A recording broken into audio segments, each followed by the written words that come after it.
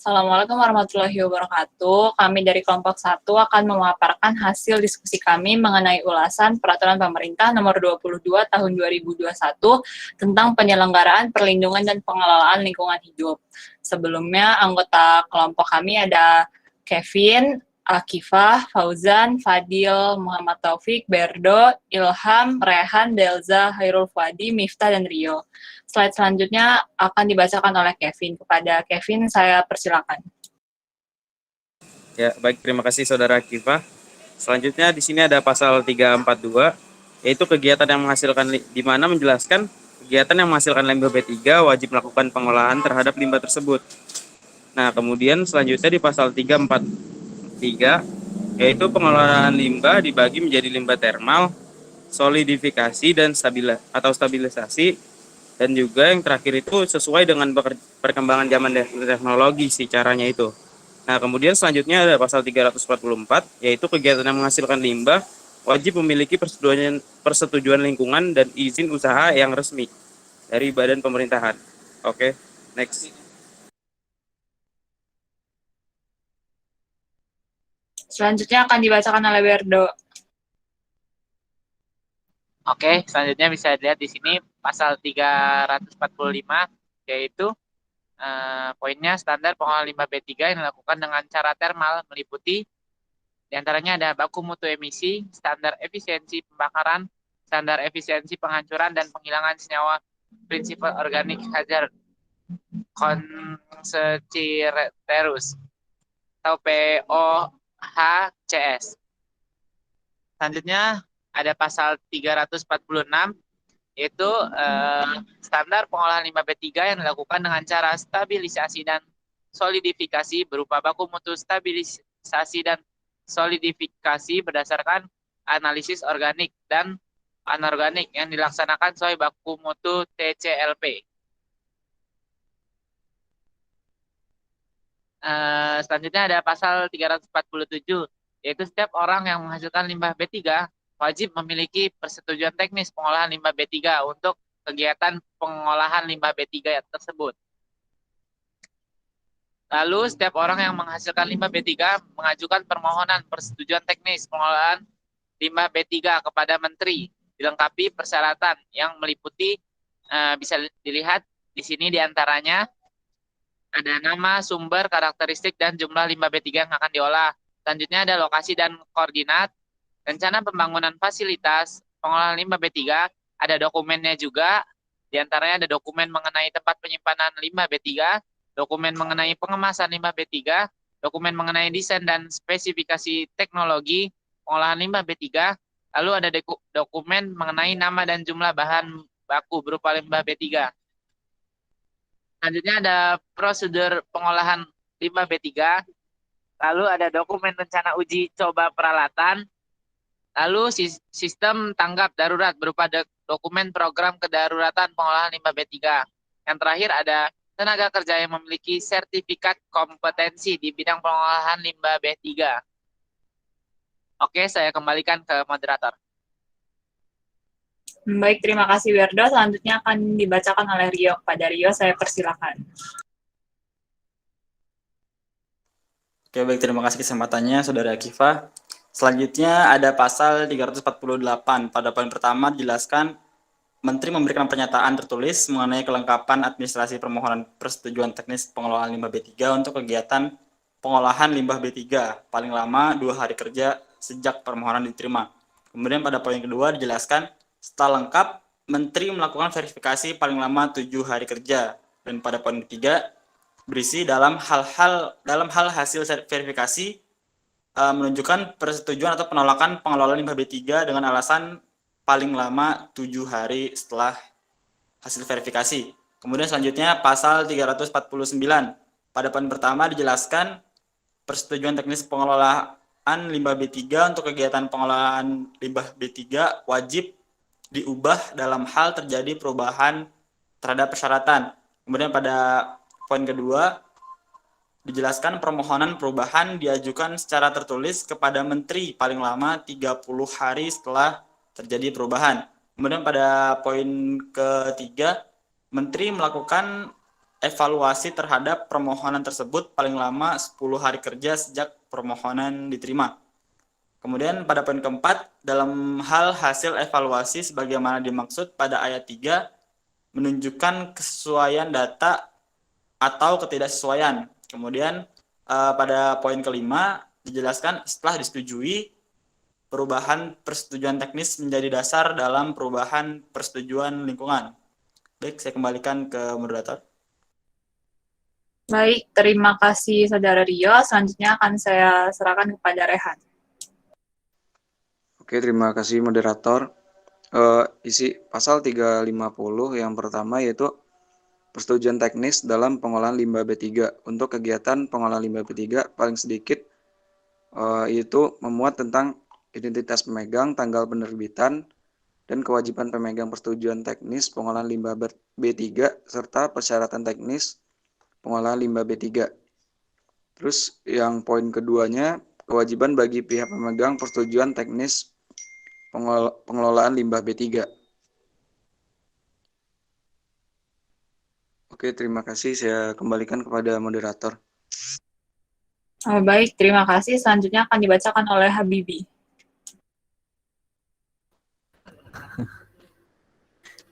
Baik, terima kasih. Akan saya lanjutkan. Saya di sini membahas pasal 351. Yang pertama, penghasil limbah B3 yang melakukan kegiatan pengolahan limbah B3 wajib pertama melaksanakan kewajiban sebagaimana tercantum dalam persetujuan teknis pengolahan limbah B3. Yang kedua, melakukan penyimpanan limbah B3. Ketiga, melakukan pengemasan limbah B3. Keempat, melakukan pengumpulan limbah B3 yang dihasilkan. Kelima, melakukan pengolahan limbah B3 yang dihasilkannya.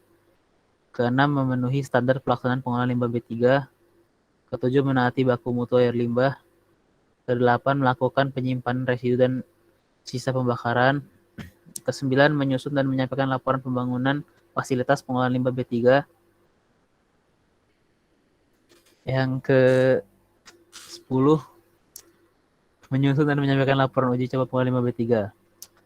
11, menyusun menyampaikan laporan pengolahan limbah B3. 12, memiliki dan melaksanakan sistem tanggap darurat berupa dokumen program kedaruratan pengolahan limbah B3. Dan terakhir, memiliki tenaga kerja yang memiliki sertifikat kompetensi di bidang pengolahan limbah B3. Selanjutnya, poin kedua, menyimpan limbah residu pengolahan limbah secara termal. Poin ketiga, melakukan penimbunan limbah B3 hasil stabilisasi dan solidifikasi. Keempat, laporan pembangunan fasilitas pengolahan limbah B3. Yang kelima, laporan uji coba pengolahan limbah B3.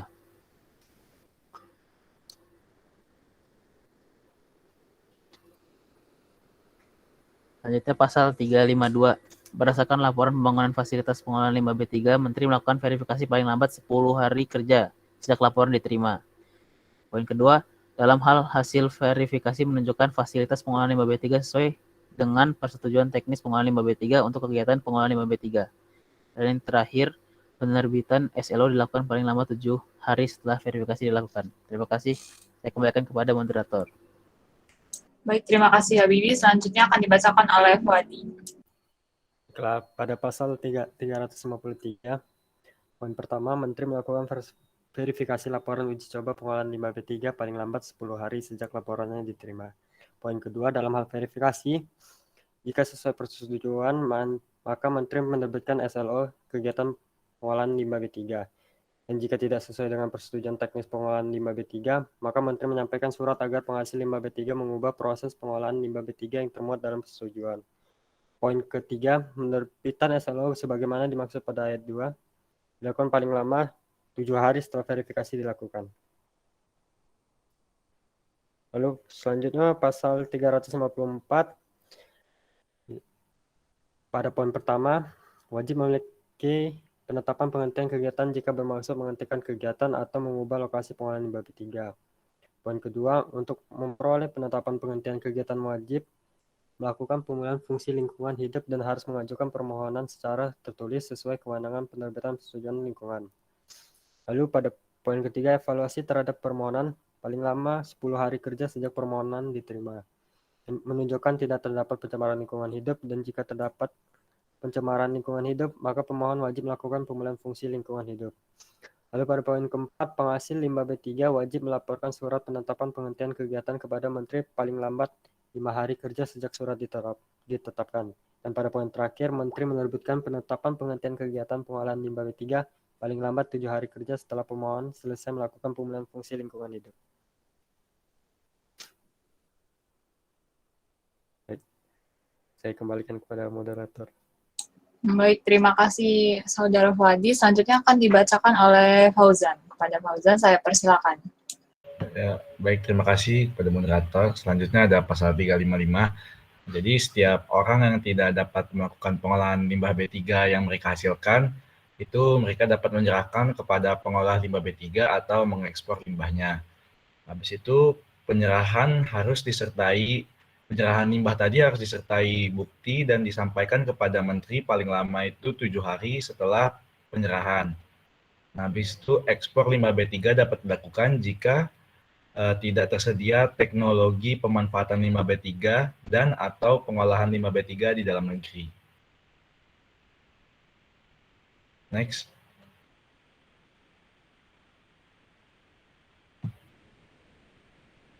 Habis itu pada pasal 356 ini ada peraturan untuk ekspor limbah B3 itu wajib mengajukan permohonan notifikasi secara tertulis kepada Menteri. Habis itu Menteri itu menyampaikannya kepada otoritas negara. Nah, habis itu menyampaikan rute perjalanan ekspor limbah B3 yang akan dilalui, habis itu mengisi formulir notifikasi dari Menteri, baru dapat memiliki izin ekspor limbah B3. Nah, habis itu notifikasi yang dimaksud tadi itu berisi tentang identitas limbah B3 dan pemohon, identitas importir limbah B3 di negara tujuan, di situ ada nama, karakteristik, dan jumlah limbah B3 yang akan diekspor, dan waktu pelaksanaan ekspor limbah B3.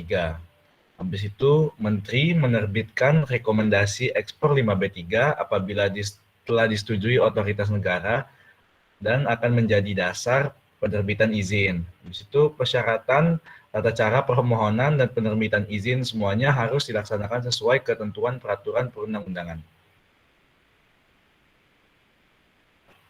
Baik, saya kembalikan lagi kepada moderator. Baik, terima kasih. Selanjutnya akan dibacakan oleh Saudara Taufik. Kepada Saudara Taufik, saya persilakan. Ya, baik. Terima kasih moderator atas kesempatan dan waktunya. Selanjutnya, saya akan membahas tentang pasal 357 dan 358. Di kedua pasal ini itu membahas tentang apa saja yang harus disiapkan oleh para pengolah limbah yang ingin bergerak di usaha bidang pengolahan limbah B3.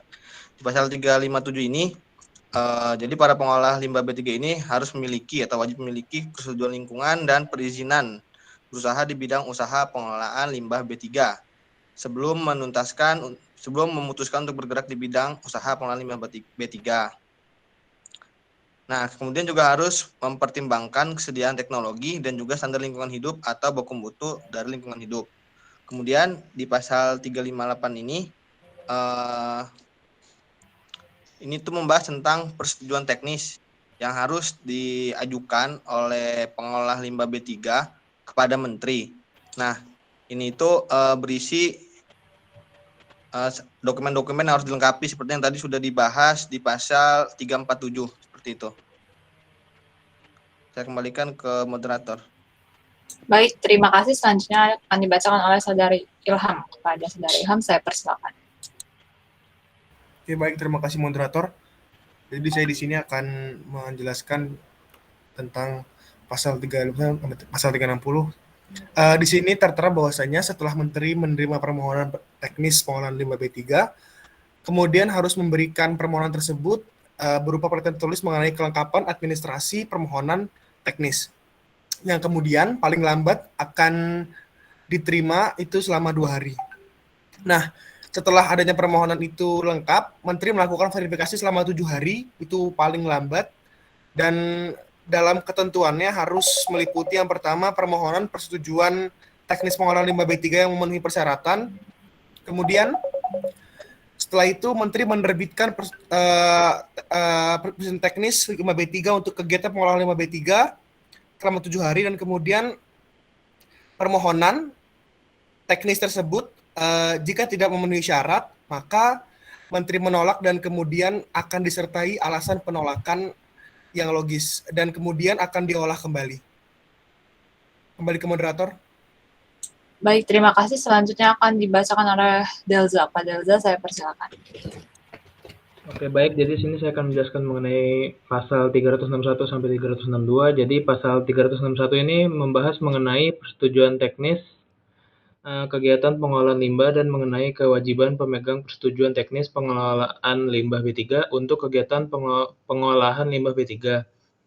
Lalu pengolahan limbah B3 yang wajib, lalu penyimpanan residu dan atau sisa pembakaran, penimbunan limbah B3, laporan pembangunan fasilitas pengolahan limbah B3, laporan uji coba pengolahan limbah B3 dan laporan pengolahan limbah B3. Kepada moderator saya silakan.